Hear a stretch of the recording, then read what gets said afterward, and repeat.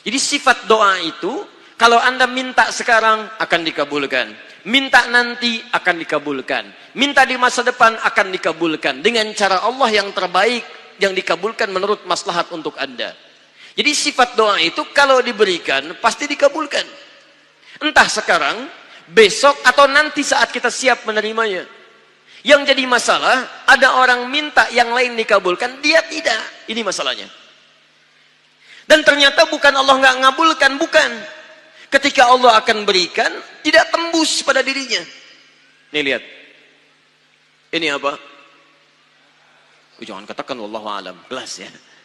Baik. Di atasnya ada apa? Tutup. Saya buka tutupnya. Perhatikan baik-baik. Ini apa? Spidol. Kalau saya masukkan ke dalam gelas, bisa? Masuk? Masuk. Lihat baik-baik. Sekarang saya tutup dengan ini. Masih bisa masuk? Tidak. Perhatikan baik-baik. Sulit. Saya ganti kemudian, misal dengan yang ini. Lebih halus. Saya tutup begini. Masih bisa masuk? Sulit. Mau dipaksa jadi masuk ke dalam, jadi kotor, tidak bisa diminum. Lihat baik-baik. Terkadang ketika Allah dengan sifat sayangnya ingin mengabulkan permohonan hambanya, bukan doa tidak dikabulkan, tapi permohonan ini tidak sampai pada dirinya karena ada sekat yang menutup. Itulah dosa. Itulah maksiat. Semakin pekat dosanya, semakin kuat penghalangnya, maka semakin sulit kemudian Allah memberikan rahmat yang turun pada dirinya. Maka banyak hadis menyampaikan kepada kita, lihat baik-baik. Saya sampaikan satu hadis dari Nabi SAW. Thumma dzakara rajula. Lalu Nabi mengisahkan tentang seorang lelaki. Yutilus safara. Yang menempuh perjalanan yang jauh. Orang yang menempuh perjalanan jauh, maka doanya cepat dikabulkan oleh Allah Subhanahu Wa Taala. Teman-teman yang ikut dari Bandar Lampung, ada yang tadi jaraknya 150 km Tulang Bawang dari sini. Lihat, begitu di jalan, mohon kepada Allah. Minta. Ya, safar yang baik itu cepat mengabulkan doa. Orang ini safar. Yamuddu yadaihi ilas sama, dia mengangkat tangannya ke langit begini. Orang yang berdoa mengangkat tangan itu lebih cepat dikabulkan daripada yang diam. Hadisnya banyak. Di Abu Dawud nomor hadis 1480 sampai 1490.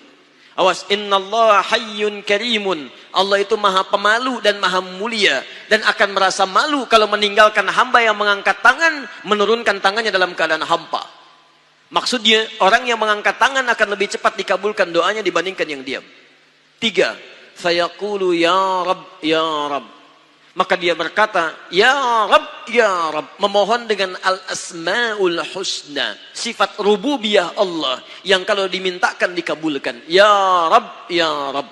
Quran surah ke-17. Ayat 110 sampai 111. Paling kanan di pertengahan. Lihat baik-baik.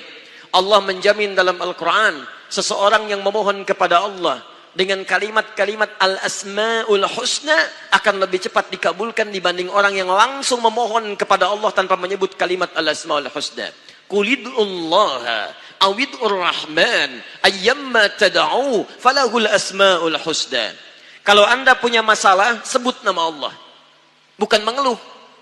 Atau sebut namanya ya Rahman. Tapi kalau Anda mampu, cari nama-nama Allah yang terbaik sesuai dengan persoalan yang sedang kita hadapi. Namanya Al-Asma'ul Husna. Jadi Asma'ul Husna itu bukan dihafal. Ya Allah, Ya Rahman, Ya Rahim, Ya Malik, Ya Qudus. Boleh dihafalkan. Tapi hafalan ini maksudnya membantu kita untuk bisa memilihnya saat kita membutuhkannya. Misal, Anda sedang punya masalah kesulitan. Mau berdoa, sebut namanya yang sesuai dengan kesulitan Anda. Ya Al-Fattah. Masalahnya rezeki, sebut ya Allah ya Razzaq. Di pekerjaan ada yang ganggu Anda, sebut ya Allah ya Jabbar. Anda punya masalah ya Allah ya Sabar. Nggak harus disebutkan semuanya. Ya Allah ya Rahman ya Rahim ya Malik ya Qudus ya. Semua disebutkan. Masya Allah. Akhirnya yang tidak diminta pun diberikan. Anda nggak sedang punya masalah ya Sabar ya Sabar. Sabar itu adalah permohonan kepada Allah supaya diberikan kesabaran saat punya masalah. Anda nggak sedang punya masalah, minta diberikan kesabaran. Itu artinya sama dengan minta masalah. Hati-hati. Banyak kalimat-kalimatnya, pilih. Kitab Al-Aqaid Al-Islamiyah, karangan Syekh Sayyid Sabiq, halaman 24 sampai 59, posisi paling kanan di pertengahan. Dikisahkan seorang lelaki bermohon kepada Allah setelah dia selesai menunaikan salat. Lihat kalimatnya. Allahumma innaka antal ahadus samad, alladzi lam yalid wa lam yulad, wa lam yakul lahu kufuwan ahad. Allahumma inni as'aluka an taghfira liya. Dia sebutkan al-asmaul husna. Allahumma inni as'aluka innaka antal ahad, ahad, as-samad, al-asmaul husna. Alladzi lam yalid wa lam yulad wa lam yakul lahu kufuwan ahad. Allahumma inni as'aluka an taghfira liya. Mohon ampuni dosa saya ya Allah. Ampuni saya, ampuni saya. Apa jawab Nabi? At-tadri bimadza tas'al? Tahukah engkau barusan mengucapkan kalimat apa saat berdoa? Kata orang ini, wallahu wa rasuluhu a'lam. Kata Nabi, lihat kalimatnya. Faqad du'ita bi asma'illahil a'zam. Idza du'iya biha ajaba wa idza su'ila biha a'ta. Kamu baru saja berdoa memohon kepada Allah dengan nama-nama Allah yang paling agung, al-asma'ul husna. Yang kalau dimulai doa dengan menyebutkan itu, doa akan dikabulkan, permintaan akan diberikan. Tapi ini aneh. Lihat baik-baik. Orang tadi melakukan 3 hal. Perjalanan panjang. Masih ingat? Mengangkat tangan ke langit. Membuka dengan al-asma'ul husna. 3-tiganya dikerjakan. Seharusnya doa dia 6 kali lebih cepat dikabulkan oleh Allah dibandingkan doa orang biasa. Tapi apa kata Nabi? Lihat baik-baik. Anna yustajabu lidzalik. Anna yustajabu lidzalik. Mustahil doanya bisa dijawab. Mustahil doanya bisa dijawab. Sifat doa dimohonkan, dikabulkan. Tapi yang ini kata Nabi, anna yustajabu lidzalik. Mustahil doanya bisa dijawab. Kenapa? Enggak tembus. Famat'amu haramun, karena makanannya haram. Ketika Anda memakan yang haram, maka makanan jadi sekat dalam diri Anda, menjadi penghalang doa itu sampai kepada diri Anda. Tuh. Mashrabu haramun, minumannya haram, lebih tebal lagi.